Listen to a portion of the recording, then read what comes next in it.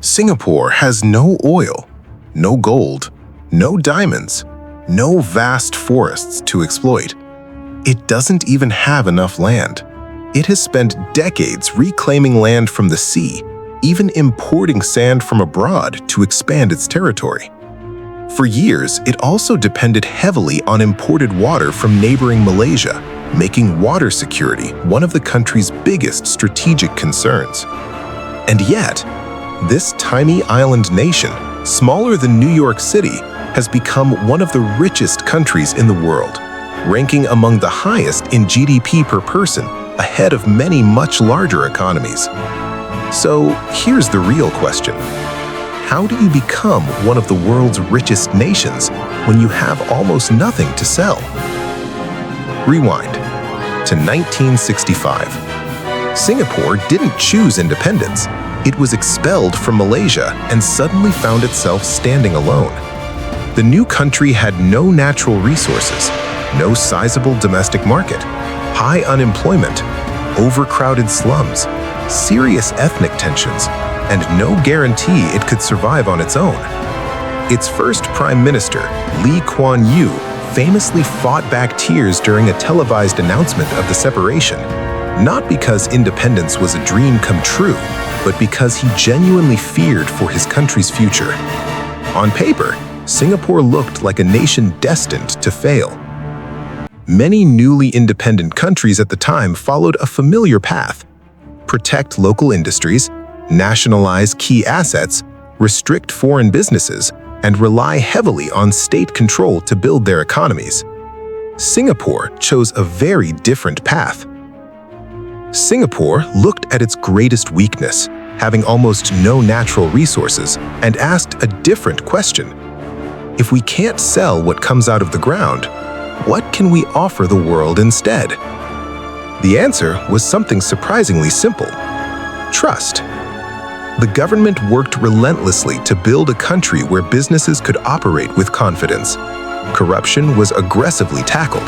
Laws were enforced consistently. Contracts were respected. Investors could make long-term plans without constantly worrying that the rules would suddenly change. It wasn't the cheapest place to manufacture products. It wasn't the largest market, but it became one of the most reliable. For global companies, that reliability was incredibly valuable. As foreign investment poured in, Singapore invested just as heavily in its own people. Education, public housing, healthcare, modern infrastructure. These weren't viewed simply as social programs. They were investments in productivity. The goal wasn't just to create jobs. It was to build a workforce capable of competing with the best in the world. Here's where Singapore's story becomes even more interesting. It wasn't a purely free market economy, nor was it a fully state-controlled one. The government maintained significant ownership in major industries, including aviation, finance, and telecommunications, while still encouraging international competition and private investment. It was a model that blended market competition with long-term government planning. At the same time, the country developed a global reputation for efficiency, stability, and low levels of corruption. That reputation became one of Singapore's greatest competitive advantages.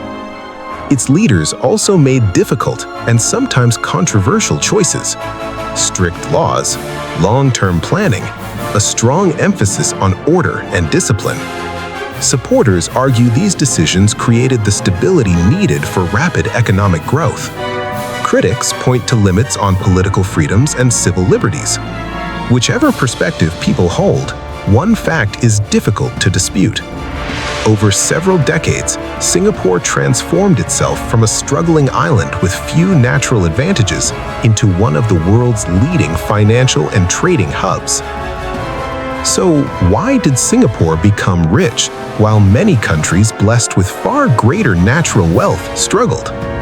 Because Singapore never tried to compete on what it had, it competed on what it could build.